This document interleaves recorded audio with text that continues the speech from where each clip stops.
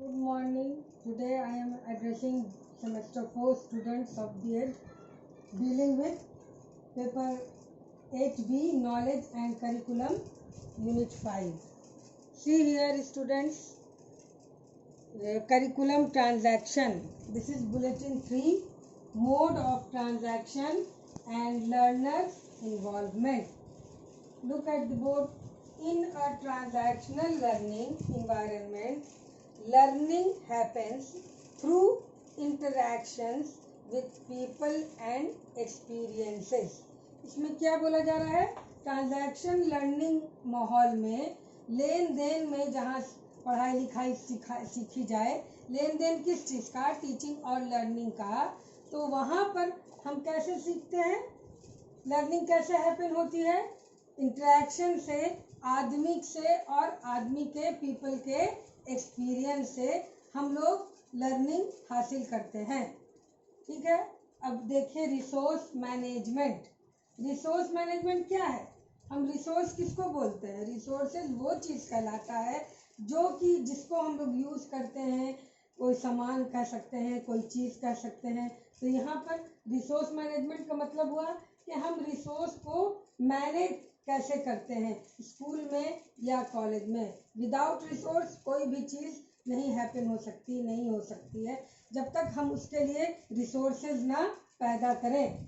तो आप देखिए इधर, it is the work that allows schools to organise the resources they need or have and to make appropriate decisions about such resources. तो क्या है? ये काम है स्कूल वाले का, स्कूल वाले लोग इसको रिसोर्स को ऑर्गेनाइज करते हैं, रिसोर्स को मैनेज करते हैं और उसी के रिसोर्स ही के अनुसार डिसीजन लेते हैं कि हम स्कूल को कैसे इन लिमिटेड रिसोर्स में कैसे चला पाएंगे, या जो भी उनके पास रिसोर्स होता है उसके ज़रिए उनको स्कूल को चलाना होता है।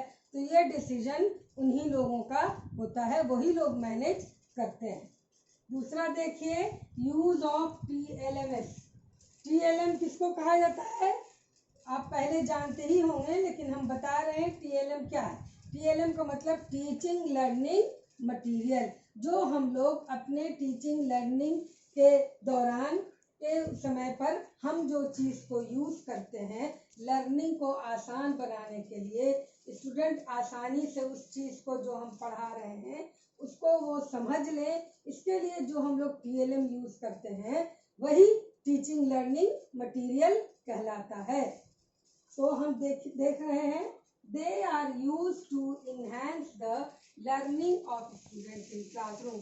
ये उन क्लासरूम में स्टूडेंट्स की लर्निंग को इनहांस करता है, यानी कि बढ़ाता है। TLMs also help learners achieve the learning outcomes after classroom teaching and learning. Classroom teaching learning के बाद जो टीचर उनको बता रहे हैं TLM का हेल्प लेकर के और लर्निंग उनके अंदर होती है, तो क्लासरूम के बाहर भी वो TLM के जरिए अच्छी लर्निंग दे सकते हैं और उसको समझ सकते हैं। उसका लर्निंग का जो आउटकम होता है उसको वो लोग अचीव करते हैं क्लासरूम के बाहर भी with the help of use of TLM। तीसरा देखिए, एक्टिविटी। एक्टिविटी क्या है? क्रियाशीलता, जिसको हम लोग कह सकते हैं कि कोई भी काम करने को उसको हम लोग एक्टिविटी बोलते हैं। It is a technique adopted by a teacher to emphasise his or her method of teaching through activity in which the students participate rigorously and bring about efficient learning experience. मतलब ये क्रियाशीलता है जिसमें ये एक तरह का टेक्निक कहिए, एक टेक्निक है जो कि टीचर अपनाता है और जोर देता है बच्चों को कि उस टेक्निक के जरिए, उस मेथड के जरिए जो है एक्टिविटी से वो लोग स्टूडेंट लोग पार्टिसिपेट करें एकदम रिगरसली, मतलब तेजी के साथ, बहुत अच्छे से, और एफिशिएंट लर्निंग एक्सपीरियंस, मतलब असरदार और यूजफुल लर्निंग एक्सपीरियंस उनको हो जाए। Learning by doing is the main focus in this method. Learning by doing मतलब करने के द्वारा हम जो सीखते हैं, कोई भी चीज़ कोई भी काम को एक्टिविटी से करने से हम जो सीखते हैं उसको हम लोग लर्निंग बाय डूइंग कहते हैं। तो एक्टिविटी का मेन एम ये होता है कि लर्निंग बाय डूइंग से हम कोई चीज़ सीखें। इसका फोकस, एक्टिविटी का फोकस लर्निंग बाय डूइंग पर होता है। नेक्स्ट देखिए, क्वेश्चन बैंक। आप लोग जानते ही होंगे क्वेश्चन बैंक किसको कहा जाता है। जहाँ पर ढेर सारे क्वेश्चन हमको मिले वो क्वेश्चन बैंक कहलाते हैं, जिसमें बहुत सारा यूजफुल क्वेश्चन रहे जो हमको एग्जाम के परीक्षा के दौरान हमको काम आए, परीक्षा के लिए हम तैयारी करें, वो सब क्वेश्चन देख करके पढ़ें, तो इसको हम लोग क्वेश्चन बैंक कहते हैं।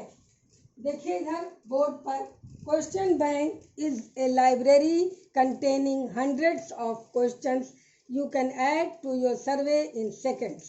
आप ये जो एक तरह की लाइब्रेरी होती है क्वेश्चन बैंक की, जिसमें 100 क्वेश्चन होता है जो आप अपने सर्वे में तुरंत देख सकते हैं।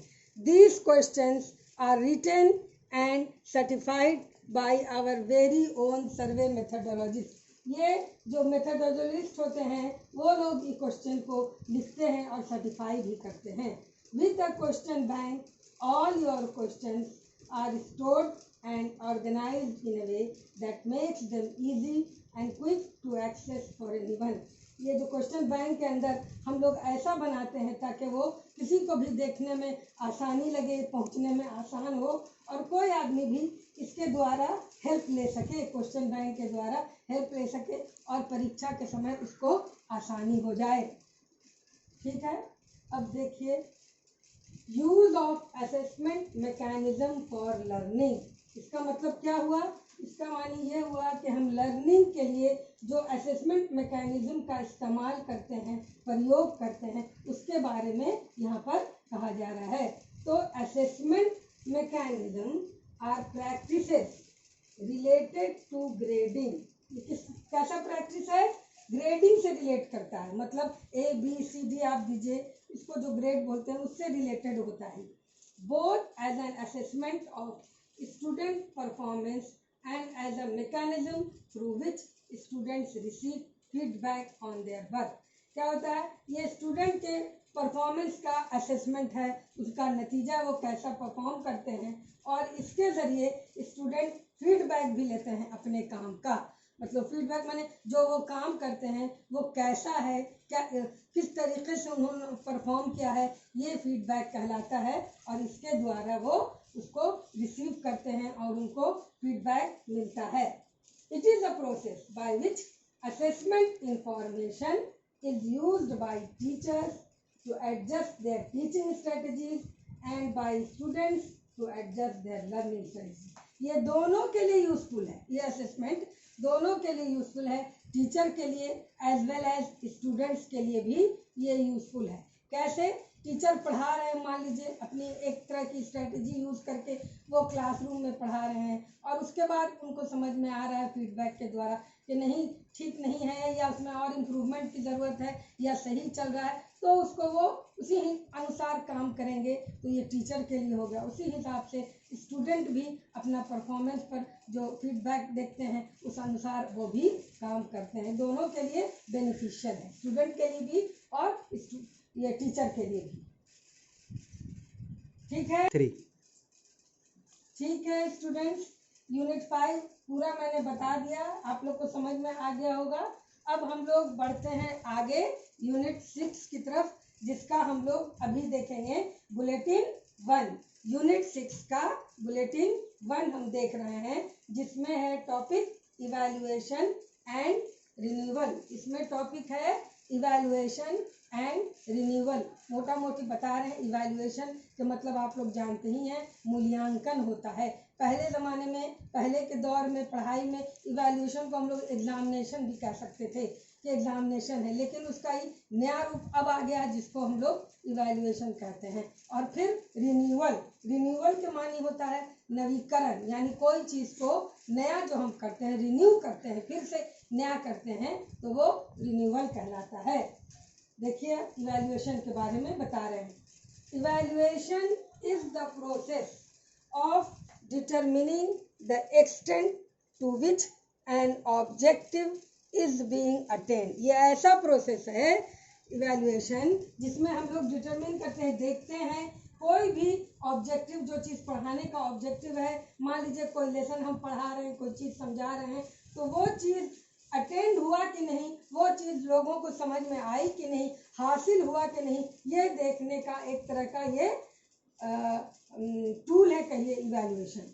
It measures the effectiveness of the learning experience provided in the classroom. ये जो है मेजर करता है, इफेक्टिवनेस मतलब कितना असरदार हमारा लर्निंग एक्सपीरियंस है क्लासरूम में जो मुझे मिला है, and finds out how well the goals of education have been accomplished.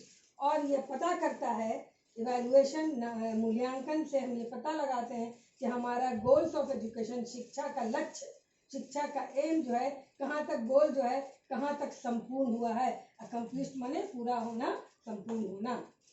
ठीक है, हम लोग इवैल्यूएशन के जरिए, मूल्यांकन के जरिए हम लोग पता लगाते हैं कि हमने जो चीज़ पढ़ाया, हमारा जो एम है जो सिखाने का, वो एम, वो लक्ष्य, वो गोल कितना तक अचीव हुआ है स्टूडेंट्स के अंदर, हमारे लर्नर के अंदर, इसको हम लोग जानने के लिए ही स्टूडेंट्स को इवैल्यूएट करते हैं। ठीक है, इवैल्यूएशन जो है दो तरह के होते हैं, इंटरनल मोड ऑफ इवैल्यूएशन और external mode of evaluation. Evaluation का मोड दो तरह का होता है, इंटरनल मोड ऑफ इवैल्यूएशन और एक्सटर्नल मोड ऑफ इवैल्यूएशन। देखिए इधर, internal mode of evaluation, it refers to the evaluation of the performance of students on the basis of their internal performance. Internal performance पर हम इसको evaluate करते हैं, वो internal evaluation कहलाता है। इंटरनल परफॉर्मेंस मतलब क्लासरूम के अंदर आप कैसा कर रहे हैं, आपका टेस्ट लिया जाएगा, मौखिक भी लिया जा सकता है, लिखित भी लिया जा सकता है। किसी तरह से भी इंटरनली, अंदरूनी हम लोग जो काम करते हैं और फिर ग्रेडिंग या मार्क्स जैसे भी देते हैं, उसको हम लोग इंटरनल मोड ऑफ इवैल्यूएशन कहते हैं। दूसरा देखिए, external mode of evaluation, it refers to the evaluation of the students performance by outside person like boards, so that they can make a statement about its quality. अब external हो गया, इसमें बाहरी लोग हमारा मूल्यांकन करते हैं। हम जो एग्ज़ाम देते हैं तो बाहरी लोग उसको जांचते हैं, उसको देखते हैं, जैसे कि बोर्ड हो गया या यूनिवर्सिटी से ही एक्सटर्नल्स आते हैं, हम लोग देखते हैं। तो वो लोग जो हमको हमारी क्वालिटी जांचने के लिए जो हमारा टेस्ट करते हैं, इवैल्यूएशन करते हैं, उसको हम लोग एक्सटर्नल मोड ऑफ इवैल्यूएशन कहते हैं। अब देखिए, पीरियोडिसिटी एक वर्ड है, तो the repetition of certain properties by the elements at a regular interval is known as periodicity. Periodicity किसको कहता है? जब हम कोई भी प्रॉपर्टीज को, किसी भी चीज़ को हम जो है बार बार रिपीट करते हैं, उसके तत्व को, उसके अंश को, एलिमेंट माने तत्व या उसका अंश को रेगुलर इंटरवल पर, तो हम उसको कहते हैं ये पीरियोडिक टाइप से हो रहा है, या इस क्रिया को, इसको हम लोग पीरियोडिसिटी कहते हैं। पीरियोडिसिटी भी दो तरह की देखने में आती है, एक होता है कंटिन्यूअस पीरियोडिसिटी और दूसरा पीरियोडिक पीरियोडिसिटी। तो अभी कंटिन्यूअस देखिए, continuous evaluation refers to a system of school based evaluation of student development. ये क्या होता है? ये ऐसा सिस्टम है कंटिन्यूअस इवैल्यूएशन जो कि स्कूल बेस्ड इवैल्यूएशन, स्कूल में मूल्यांकन होता है इसका, स्टूडेंट के डेवलपमेंट का, छात्रों के विकास का। It means that evaluation of identified aspects of students growth and development is a continuous process। इसका मतलब ये होता है कि कोई भी आइडेंटिफाइड एस्पेक्ट बच्चों का, छात्रों का, उनके ग्रोथ में, उनके जो डेवलपमेंट में जो आता रहता है, आइडेंटिफाई होता रहता है टाइम टू टाइम, वो क्या है? एक कंटिन्यूअस प्रोसेस है, लगातार होने वाली क्रिया है। That is that whole duration of the academic session, पूरा एकेडमिक सेशन में जो ये सब आता रहता है उसको हम लोग कंटिन्यूअस कहते हैं। दूसरा देखिए, periodic an evaluation that is scheduled to repeat is a periodic evaluation. जो evaluation, जो मूल्यांकन रिपीट होता हो, उसका हो कि फिर भाई एकदम उसका शेड्यूल टाइम दिया रहे, इसके बाद इतना दिन के बाद ये रिपीट होगा, उसको हम लोग पीरियडिक इवैल्यूएशन कहते हैं. ये कैसे हो सकता है? इट इज वीकली, मंथली और एनुअल इवैल्यूएशन. ये हम लोग जानते ही हैं, जैसे कि हफ्ते में टेस्ट लिया गया, महीने में टेस्ट लिया गया, या सालाना एक वर्ष के बाद जो हम लोग मूल्यांकन करते हैं उसको हम लोग पीरियोडिक कहते हैं. Periodicity means frequently at the end of the unit term. ये फ्रीक्वेंटली होता है यूनिट के किसी भी टर्म के आखिर में. जैसे हम लोग अभी बीएड में देख रहे हैं कि mid term mid sem exam हम लोग जो लेते हैं वो पीरियोडिक में ही आ जाता है. ठीक है, अब देखिए mechanism. A mechanism modifies input forces and movement into a set of output forces and movement that the user desires. जैसा यूज़र चाहता है उस हिसाब से जो है जो मॉडिफाई करता है अपने अंदर के फोर्स को, इनपुट फोर्स को, और अपनी मूवमेंट को एक आउटपुट फोर्स के जरिए और उसकी गतिशीलता के जरिए जैसा यूजर चाहता है वैसा बनाता है, उसको मॉडिफाई करता है, उसको हम लोग मैकेनिज्म कहते हैं. Research studies. In research studies strategy researches particularly need to understand the mechanism that drive firm behavior and outcomes because we seek both to explain and offer prescription. Research आप लोग जानते हैं शोध का काम जिसको बोला जाता है हिंदी में. तो शोध क्यों किया जाता है? ताकि नए नए जो चीज़ आ रहे हैं उनको समझा जा सके, उसको जाना जा सके. रिसर्च स्टडीज में कुछ नई बातें हासिल की जा सके और उसको समझा जा सके, कोई भी मैकेनिज्म को समझा जा सके और उसके अंदर से हम लोग उसका अच्छा आउटकम निकालें, क्योंकि हम लोगों को उसमें देख करके उसका नतीजा निकाल करके बताना होता है आगे के लिए. वही रिसर्च स्टडीज कहलाता है. दूसरा देखिए on site observation. It provides the opportunity to monitor a process or situation evidence of what is seen and heard. इसमें हमको अपॉर्चुनिटी मिलता है, मौका मिलता है. ऑन साइट में साफ जाहिर भी हो रहा है आपको कि साइट पर जो हम देखें कहा जा रहा है वही चीज़ हुआ कि जब हमको मौका मिले किसी भी चीज़ को, किसी भी प्रोसेस को, क्रिया को हम जब मॉनिटर करते हैं किसी भी हालत को, और evidence of what is seen and heard, और उसके बाद जो सबूत हमको मिलता है वो हम देखते हैं और अपने से सुनते भी हैं और नज़र भी आता है.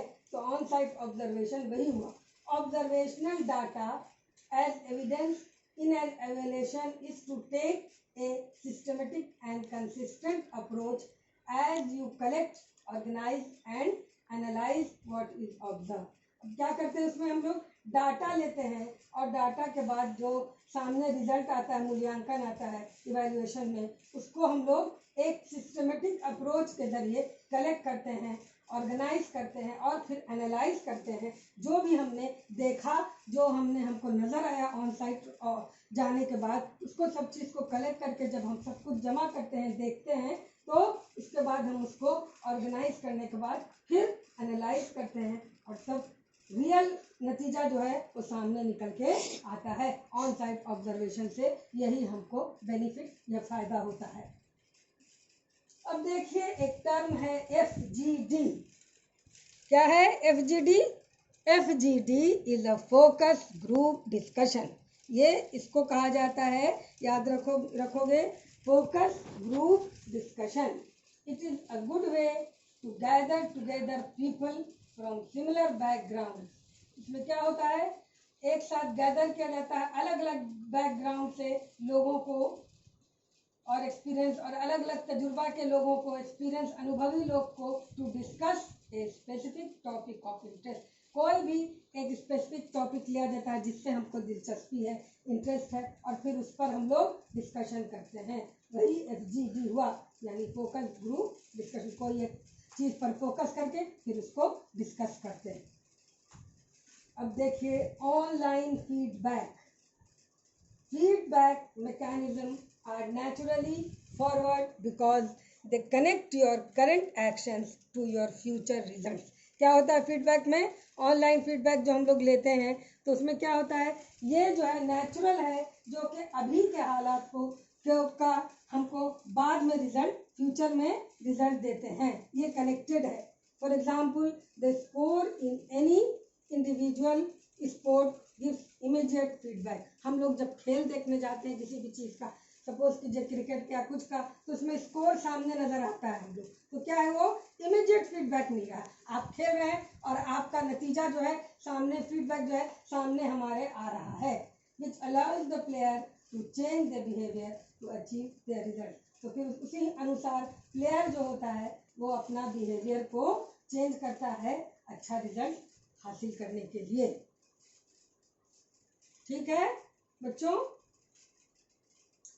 Thank you.